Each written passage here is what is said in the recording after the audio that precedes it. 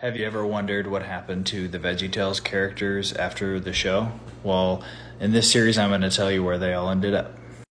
The French Peas went on to start Two Peas in a Podcast, where their no apologies approach to pop culture issues gained them somewhat of a cult following. On their most popular segment called French Roast, they relentlessly roasted celebrities and politicians, and this of course led to them eventually being canceled after saying, quote, "A peach is a peach and will always be a peach. You can't just take out the pit and call it an eggplant." So after a falling out with Larry and the deconstruction of his faith, Bob went through periods of depression and even tried things like sun drying. But ultimately, he reconnected with Madame Blueberry, and they moved to upstate New York, where she teaches middle school home economics and drama, and he teaches high school social studies and coaches middle school football. Despite Bob's advice to avoid it, Larry invested everything he had in cryptocurrency and lost it all, forcing him to move back in with his parents.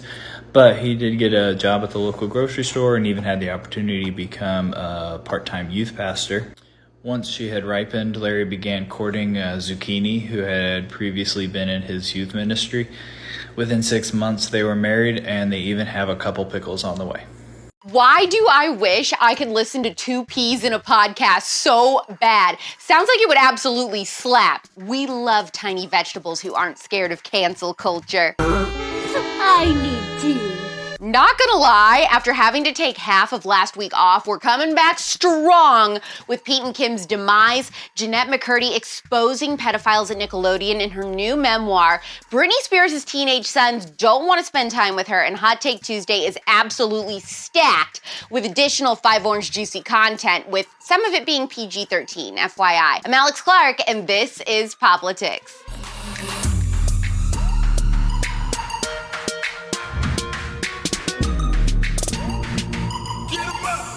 Skeet is dead and gone, dead and gone. Obviously, we know that Kim Kardashian and Pete Davidson are broken up after dating for 9 months. So the question I want to explore and possibly answer is the why. Oh, SpongeBob, why? Here's what Kim's team leaked to gossip outlets. They said she was totally exhausted by him and the relationship because he wanted her to be able to fly to him on a moment's notice and be spontaneous. And those are things you just can't do when you have 4 kids. A working parent. I'm a mother and a father. But let's examine this a little closer.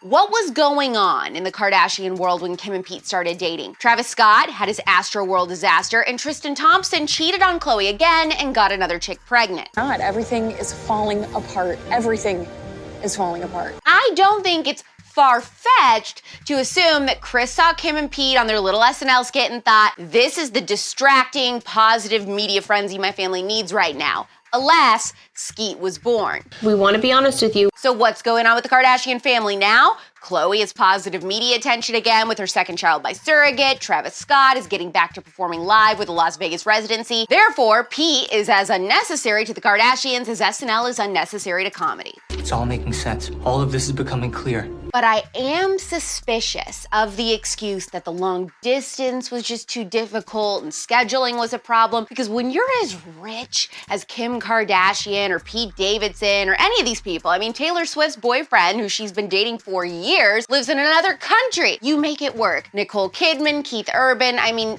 this is really just like a non-excuse for somebody at the level of celebrity that Kim and Pete are. So I feel like there's more to the pudding.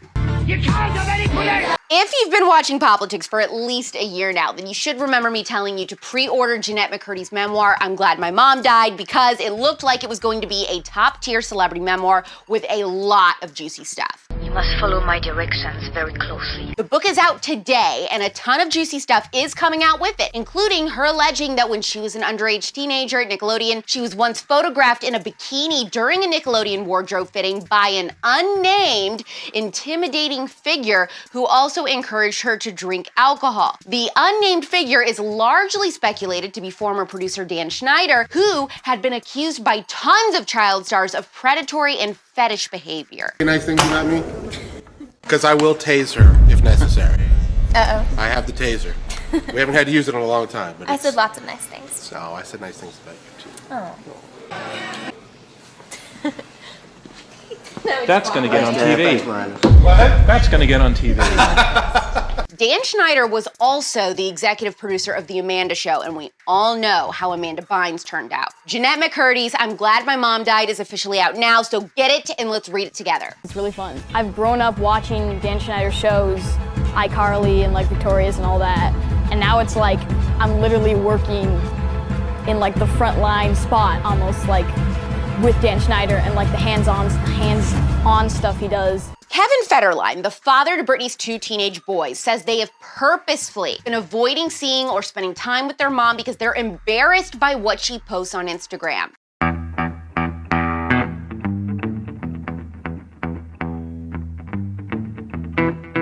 Kevin said, not only are her constant nudes causing serious embarrassment, but her behavior in general is uncomfortable. Join the club. In fact, although they wish her the best, her sons Jaden and Sean didn't even go to her wedding. Britney and her husband Sam Asghari were not happy about this and still remain in total denial. Britney posted that this was super hurtful and said raising teenage boys is never easy. Sam said, my wife has never posted a nude selfie except of her butt, which is quite modest these days.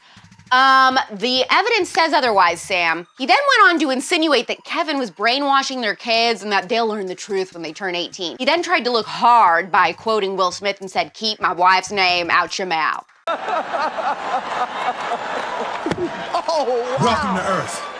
Wow. I know Kevin's kind of a lazy turd who hasn't worked since having kids with Britney and we don't like him, but I don't think he's lying here and he may have a point. Any teenage boy is gonna be embarrassed if their mom is naked on the gram daily and doing weird twirling because we know all their friends at school see it.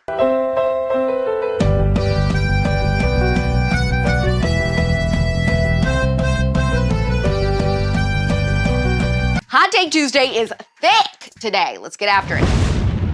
Hot Take Tuesday. Selena Gomez says she'd eventually like to quit acting, get married, and become a mom. She said that if the time comes, she'll be prepared to walk away from all of it. This is a pure and sweet cinnamon roll character right here. Sing along. Congratulations to me, yeah.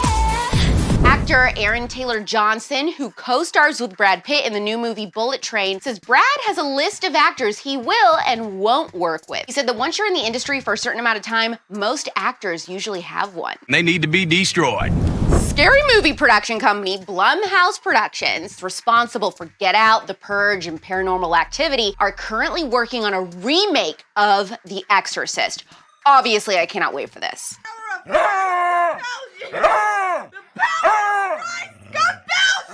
Forget the bend and snap. Actress Jennifer Coolidge says that her role as Stifler's mom in American Pie got her a lot of action. She said there were so many benefits to doing that movie. I mean, there would be like 200 people that I would never have slept with. Mr. Finch, are you trying to seduce me? Yes, ma'am, I am. Give the POPlitics team a warm welcome back by hitting the heart button or thumbs upping the episode. Which VeggieTales, where are they now, seem the most plausible to you? Are you going to order Jennette McCurdy's memoir? And was it wrong of Kevin Federline to share the ins and outs of what's happening with Britney's sons? DM this episode to a wormy and tap the save button. Those two things help us in the eyes of Instagram. POPlitics is back tomorrow at 4 p.m. Eastern, 1 p.m. Pacific. It's pop culture without the propaganda every single day. I'm Alex Clark, and this is POPlitics. Clearly, POPlitics is best served visually, but you can also listen to POPlitics if you just want the audio. Subscribe to us anywhere you get your podcasts: Apple, Spotify, iHeart, TuneIn, and more. Also, make sure that if you are listening to the podcast version, you leave us a 5-star review. And don't forget, subscribe to POPlitics on YouTube.